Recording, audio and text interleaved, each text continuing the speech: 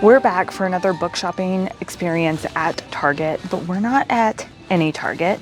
We are at a two-story Target in downtown Minneapolis. I actually ended up here by accident because our hotel has terrible toilet paper, like that one ply, really thin stuff. And I decided I wanted to get some better toilet paper. And so I put in Target on the way to where I was going next. And this is the one that showed up. And I didn't realize it until I was downtown. And I saw it and I was like, oh, this is a giant Target. So I wasn't planning to record, but now I'm going to record and check out the book section because it's rather large. So let's see what they got. So starting with new releases, we have Sunrise on the Reaping, Fearless, Onyx Storm. They actually still have 2 copies of Onyx Storm with the sprayed edges. I never saw Onyx Storm with the sprayed edges except maybe the first week or 2 after it released where I'm from, so it's very exciting to see that. Fearless, I picked this up at Barnes & Noble, but this Target only edition, I believe, has a bonus chapter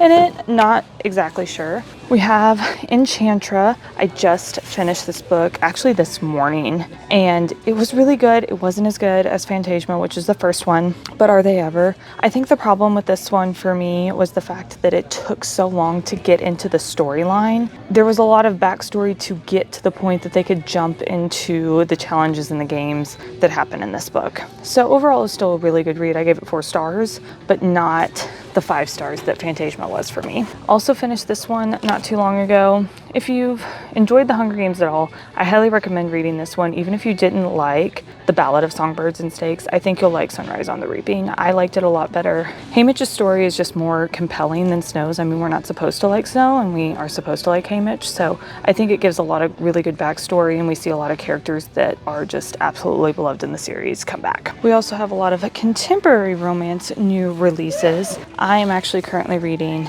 this one, Say You'll Remember Me by Ali Jimenez. I'm about 50 pages in so far and I really like it. It's a very light-hearted read at the moment, but I know it gets heavier and deeper, so make sure you check the trigger warnings on this one. I actually picked this up at Barnes & Noble and then was reading it at Nadia Cakes, which Ali Jimenez owns. I'm doing a whole vlog on it, so make sure you check that out and are subscribed to the channel so you can see more content like that. We have the mystery side. I don't typically read those, so I'm not as aware of what's going on with those, but we have some more romance. I did not know that Target had come out with an exclusive of the Pumpkin Spice Cafe, so that's interesting and new to me. I'm assuming it's just like maybe a bonus chapter or something, but I did read all 3 of these. I don't see 4 of these now. They're missing the Cinnamon Bun Bookstore and the Christmas Tree Farm, but the Strawberry Patch Pancake House is set around Easter, and this is the new release. I liked it, but there is a trope that I really hate, and a lot of people really hate, that was in this.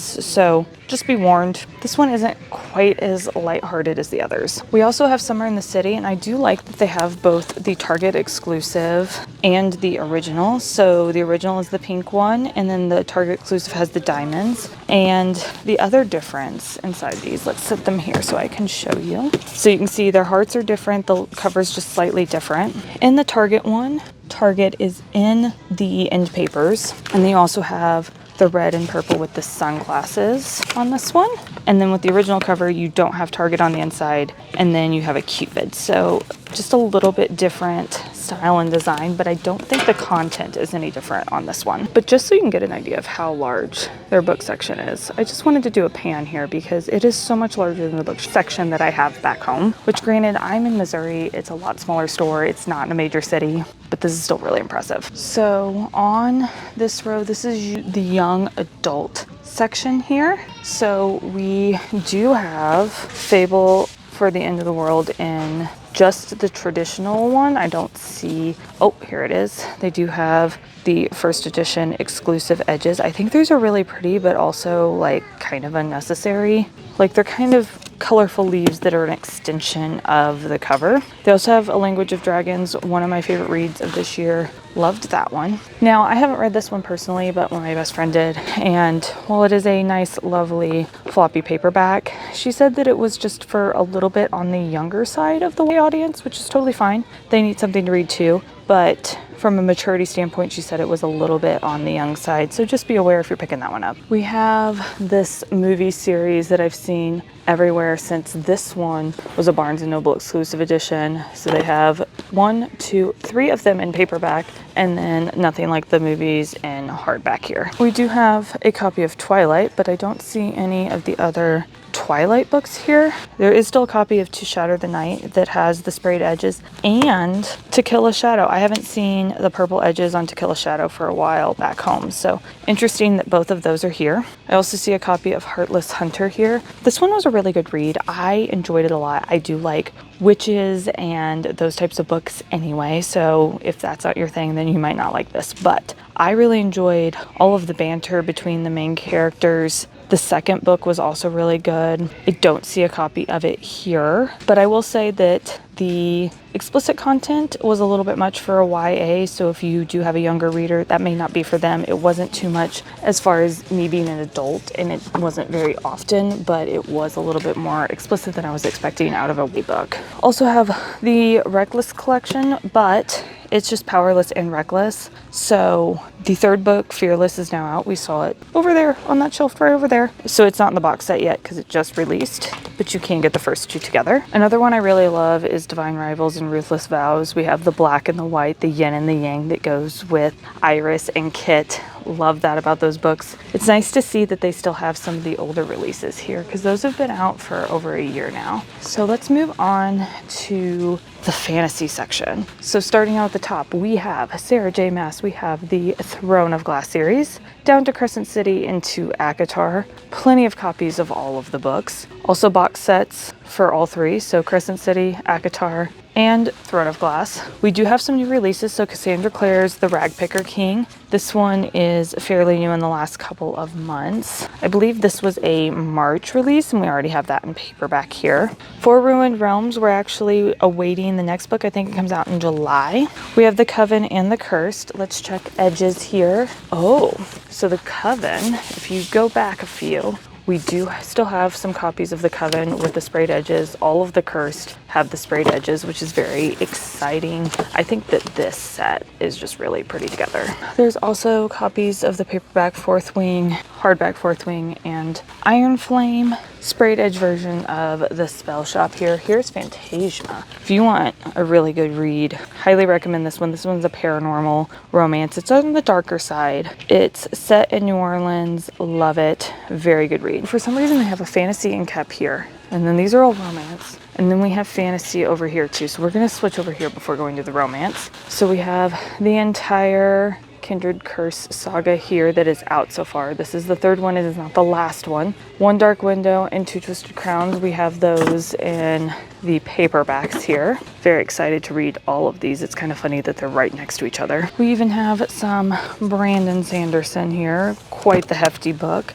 And The Half King and the last one, both in sprayed and non-sprayed edged here for both of these. Also the Nightfall novels, we have The Stars Are Dying and The Night Defined. So this is 1 and 2. Both with the sprayed edges here, which is pretty cool to see. Again, I haven't seen those in the sprayed edges for a while, at least for The Stars Is Dying. This one's a fairly new release, so I'm still seeing those occasionally. Now switching back to romance, we have The Deep End, which is still a fairly new release, but I'm starting to see the sprayed edges go out. We have a few copies of that here, as well as some Tessa Bailey. So we have the traditional sprayed edges as well as the Target exclusive edges on that one. I like seeing that they have both because mine, Target back home, typically only has the Target exclusive. I don't typically see the alternative one, which is like the standard. So we have an Emily Henry Beach read. I've been seeing this one with the tie-dye edges. This is a copy that I'm like, does it really need the sprayed edges? Is this enough to get me to buy it? Probably not. A couple more Abby Jimenez books, and then several of Rebecca Yarros, Variation, The Things We Leave Unfinished, The Last Letter. This one is actually getting a hardback soon, which is absolutely beautiful. So I'll show it up on the screen. You'll have to check it out. It is stunning. I think it comes out in September. If I'm wrong about that, I will leave the correct information on the screen for you. Another one that I may read is this one. So I got a copy of the second book in the series, which is the Spade Hotel series, from the publisher, but not the first one. So I'm kind of like, do I read the first one or the second one first? They said it could be read as a standalone, so I'm trying to decide if I'm going to get this one. Not getting it today because I'm going to have to go carry that toilet paper, you know, so I want to have plenty of hands for that since I'm going to have to carry it back to a parking garage, but this could be on my list. It is a billionaire romance, which is not my traditional read, but if I'm getting a physical copy of something, like, I'm definitely going to give it a try. Tons of thrillers here. I'm not super into thrillers. However, I have been seeing a lot about this book, She's Not Sorry. I know nothing about it, but I've seen a lot of people ranting about it, especially the ending. I'm like, what happened at the ending? I don't know, but maybe you know. If you do in the comments and you want to share if this is something that somebody should read, please do so. So other notable items that I'm finding here is Harvest of Hearts. This is one of the book club picks, and look at the edges on this. I think they're just super fun. I feel like this book section just doesn't end. So they have a whole section for must read Black authors, a lot of different titles there. Then they have 3 sections of BookTok that we haven't even hit yet, which some of the books that I've already mentioned I see are here and in their respective sections. So I'm seeing Variation, the Pumpkin Spice Cafe. Now I see they do have a copy of Cinnamon Bun Bookstore here that I did not see over there, which is the second one in the Dream Harbor series. They also have Powerful with the sprayed edges. So this is a novella that you read between Powerless and Reckless. And the original was white, and now they have one that is in black and standard size. The white one is a little bit small. But yeah, it's just like not the same height as the other ones, which is a big book ick for me. And here is the second book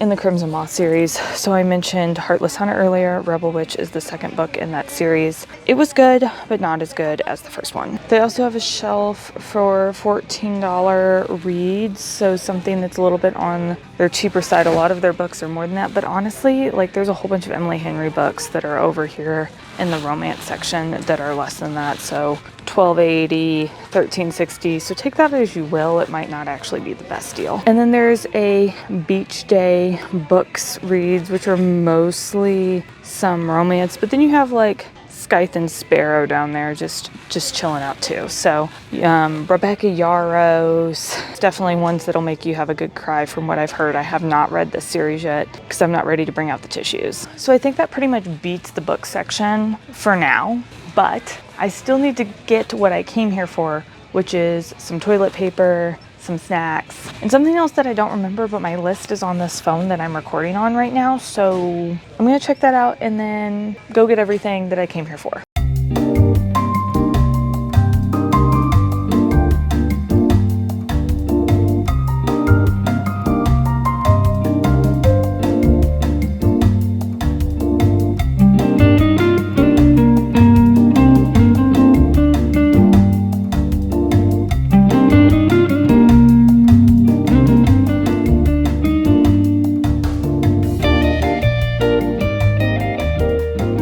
With this toilet paper, I got everything that I came here for, which was really just this, but I got to do a little video for you, so thank you for coming on this detour with me. Until next time, read a book, join a book club, and add to your TBR, and I will see you next time. Bye!